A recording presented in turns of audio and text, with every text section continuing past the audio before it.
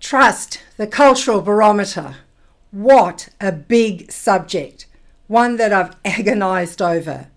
Never have organisations required trust more than right now. I hear some who are bitterly disappointed and others who are ecstatic with what is going on in their teams as they are ordered to work from home again. Let me begin with a significant moment from my past. I was a know-it-all 24-year-old in my first sales role, and I had the hide to be debating with my boss whether the team had the capacity to deliver on the sales result. I said to him, "I don't trust them to deliver." His reply is one I have not forgotten. "Trust is given, not earned, Jennifer." This stopped me in my tracks and had me do a double take. I know many of you may be thinking, "No way!" Just for now, put aside your immediate response and entertain the possibility that this is accurate. Trust is one of the most critical elements for relationships to thrive in families, teams, organisations, and communities. Yet, many of us have an odd or disempowered relationship to trust. We've been taught that people must earn our trust, when in fact it's something we give to others. Ernest Hemingway summed this up simply and eloquently when he said, "The best way to find out if you can trust somebody is to trust them." We do this every day without even thinking about it. We get behind the wheel of our car, share the road with others, and trust that they'll do the right thing. We allow our children to get on buses and trains and trust that they will arrive at school and back home again without incident. And then we say, "You've got to earn my trust." How does that work? You don't even know these people. For the past 2 decades, trust has been touted as the all-powerful lubricant that keeps the economic wheels turning, all to our collective benefit. If it's so important, why is the trust barometer so low? And why is it so hard to build trust in teams? The words I've so often heard as we work with executive teams, "I can't trust them," or they pretend that's not the case, when all their behaviours and conversations highlight a lack of trust. Today, we will unpack this very touchy subject. I'm sure there will be moments when you feel confronted or defensive. Can you stay with me while we go on this discovery journey together? My promise is, by the end, you will have a few tools to use that will grow trust in your workplace. For those of you who are new to our webinars, we will pose a question, send you to a breakout room for a quick discussion, then bring you back. If you have not done so yet, please introduce yourself to your group with your name, company, and location. Let's kick this off by first discussing what are the behaviours and actions in a low trust culture. Off you go. Have a talk.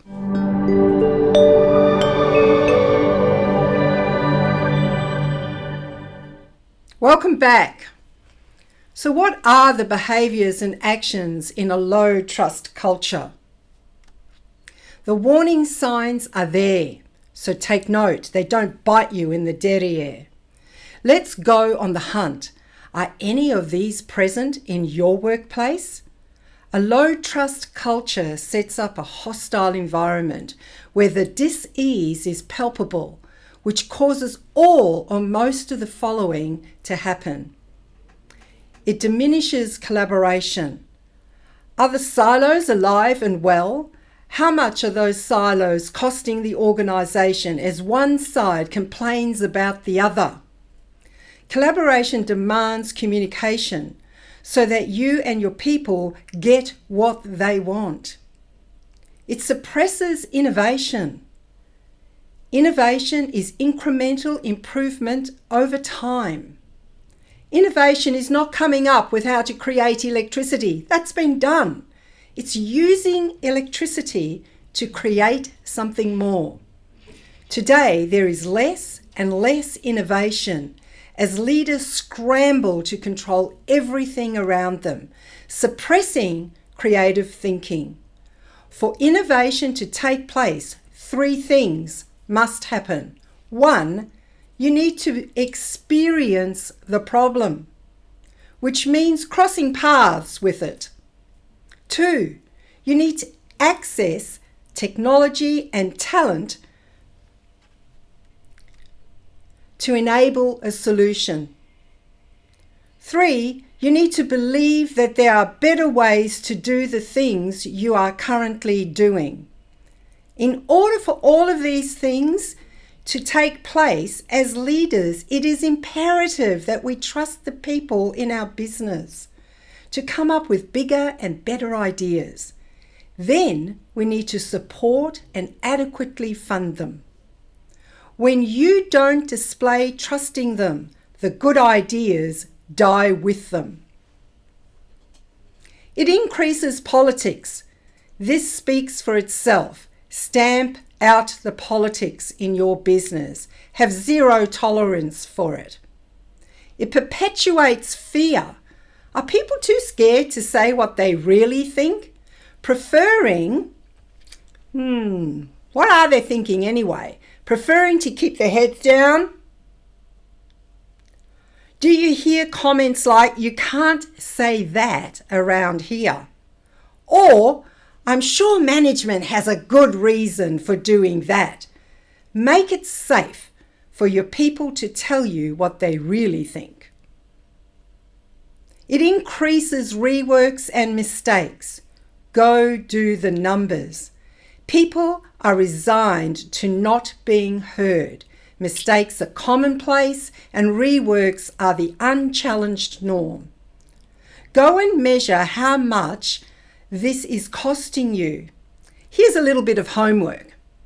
Think of a recurring mistake in your business right now. Just think of one. Now write it down. Then go and have a conversation with the person who does this task and ask, what can we do differently that stops this error occurring? I bet you they know, and a lack of trust has silenced them. It keeps the gossip and rumour mill alive. People love gossip and rumours. The definition of gossip is casual or unconstrained conversation or reports about other people, typically involving details that are unconfirmed. In other words, it's the same as lying. When we gossip, we do a character assassination on another person. It's damaging and divisive. How much gossip do you think occurs in your business on a daily basis? Let's do a quick scale test. Using the scale in front of you, 1, hardly any. It just doesn't happen. Now be ruthlessly honest. 2.5, maybe some. And 5, the grapevine is alive and well. Write down your number. Your grapevine is alive and well, misinforming the business. How about this for a scary piece of math? If you have 50 people in the business and they all gossip for 30 minutes each day, how much productivity do you lose? 75 hours a week. That's 2 full-time people. And this is a conservative number. Research says 1 hour per day in a low trust culture. If they can't speak up with their leaders, they will speak in secret to their peers. Your job as the leader is to stamp out the gossip. When you hear it, confront it head on, and have the gossiper either silenced or talk to the person who can do something about it. Next, it causes micromanagement. How much of other people's work are you rechecking? This is one of the greatest indicators of micromanagement. You don't trust your people, so you're rechecking their work. I know of a CFO that does not trust his team, and nothing goes to the rest of the leadership team unless he rechecks it. Then complains about being overworked and having too much to do, and he does his other job at night. And now has a disgruntled team who he accuses of being lazy when he created it all.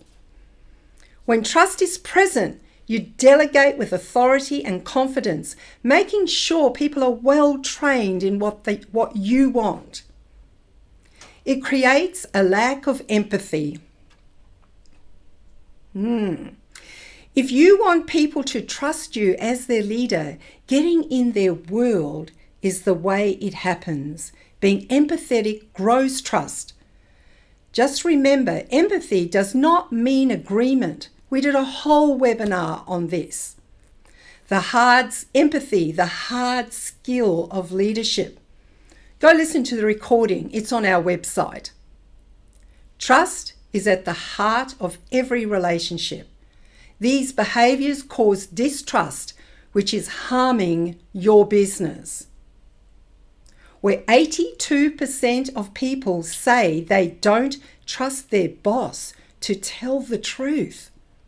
45% of employees say a lack of trust in leadership is the biggest issue impacting their work performance. That's an indictment on us as leaders. Is that enough of an incentive for us as leaders to put our attention on this conversation? Let's talk about the opposite. What are the benefits and what is present in a high trust culture? Off you go.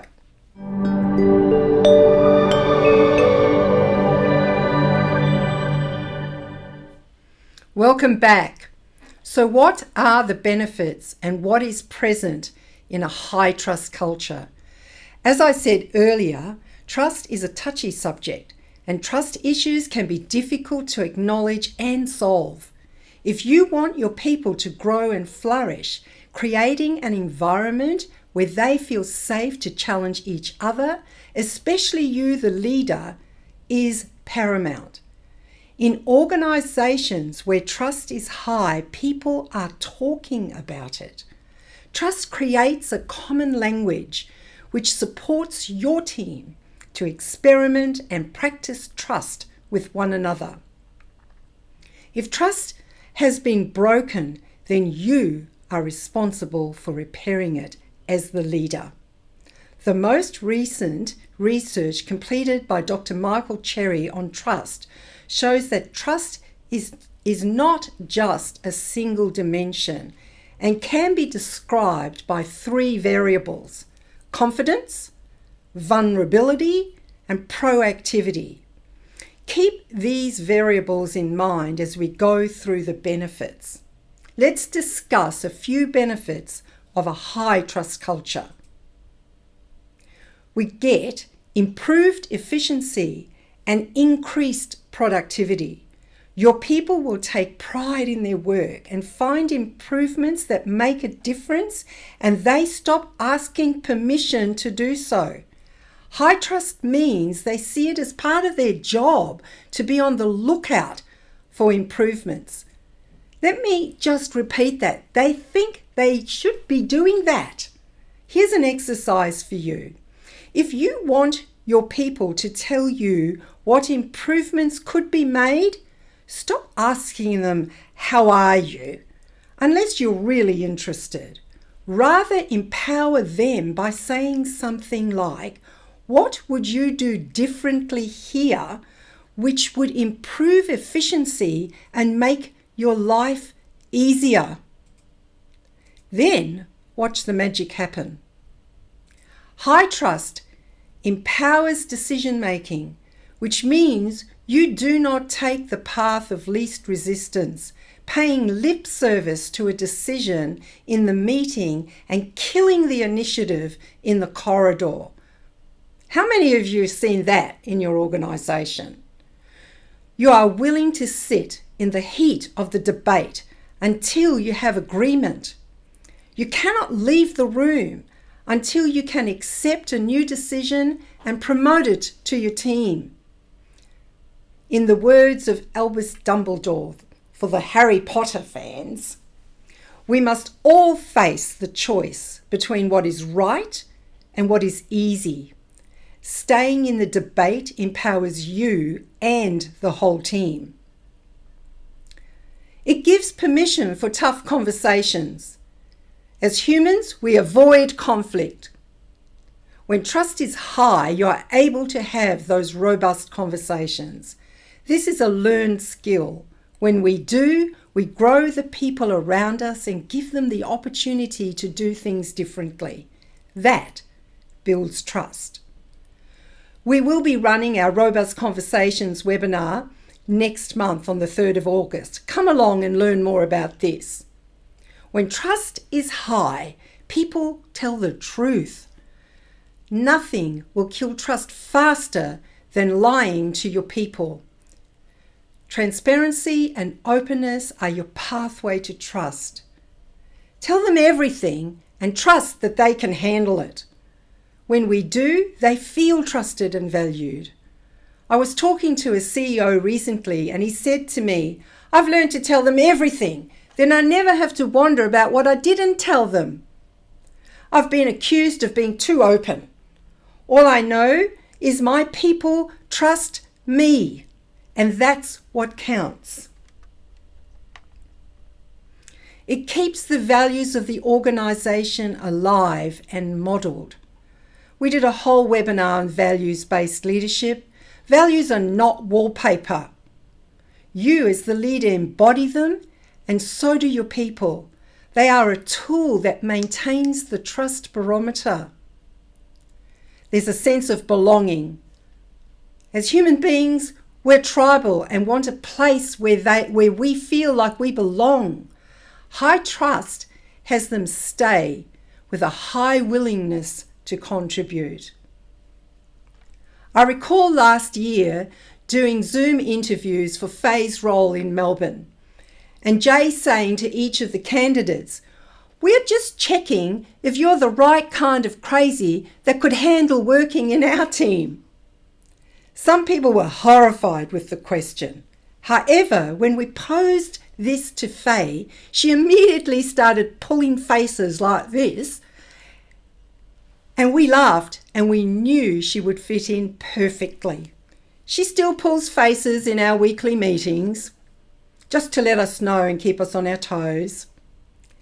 High trust ensures interests are aligned. Collaboration between different departments and people is the norm. The requirement to create this is a shared purpose, values, and goals, which support your people to connect to the meaning behind their work. When misaligned interests are not acknowledged and dealt with, trust breaks down between departments. It is the responsibility of the CEO to remove any blocks to collaboration and to drive a united front that moves people beyond narrow self-interest and has them commit to common goals. Trust is at the core of your organisation's culture, and when this is present, you are guaranteed great performance. It is a journey that begins with you, the leader. Developing trust can be thought of as the work before the work. There is mutual effort to build effective communication and relationships. Without it, tasks get done less efficiently and effectively. To align thinking with your team's expectations that are linked to your core values and purpose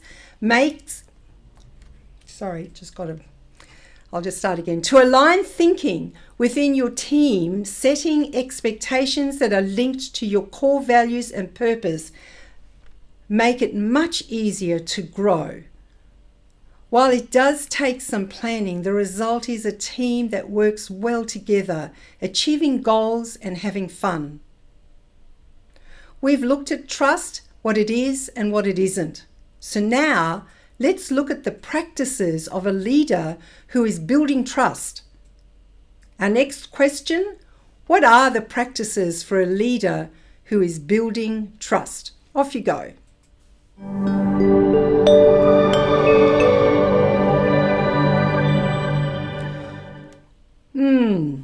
What are the practices for leading? Don't worry about me. I'll just start again. What are the practices for a leader who's building trust? I like the word practices. They're like good habits. They build and grow us. As leaders, it's the small things we do on a regular basis where our people just know that is what they can expect from us. In the words of W. Edwards Deming, leadership in one word is prediction. If we want our people to trust and follow us, we need to be predictable. That has them feel safe. Trust is the new currency in the world of business today. So discussing what are the small practices that you as a leader are required to demonstrate is now a matter of urgency. As a leader, be your word. Don't make promises that you have no intention of keeping. If you said it, that you'd get something done, then deliver. Get responsible. Own your mistakes and clean them up fast. The more transparent you are, the more forgiving your people will be. Just don't keep doing the same thing and expect forgiveness. This is one of our tools that supports leaders in their clean-up conversations. The integrity clean-up conversation has 3 parts. Own up, clean up, move on. These 3 parts to restoring integrity in the conversation. And when you do these 3 things, it makes a huge difference. Own up. Don't put the responsibility outside of yourself. Your people will smell a rat. Don't skip over the cleanup part. Dig deep and ensure that your people understand that you are vitally aware of how your actions impacted them and how it impacts you personally. When you're ready to move on, then discuss what is your re-promise. That is what they can count on you for in the future. Recently, Camilla challenged me when I glibly asked a member of her team to do something that they are not ready for. When I got the impact of what I did, I squirmed and I stayed with it, how I impacted her as well. My promise was that in the future, I would ask her before I make my wild pronouncements. Next, lead. Reluctant leadership kills all good intentions. You took the job, now lead the people. Leading people is very different to managing tasks.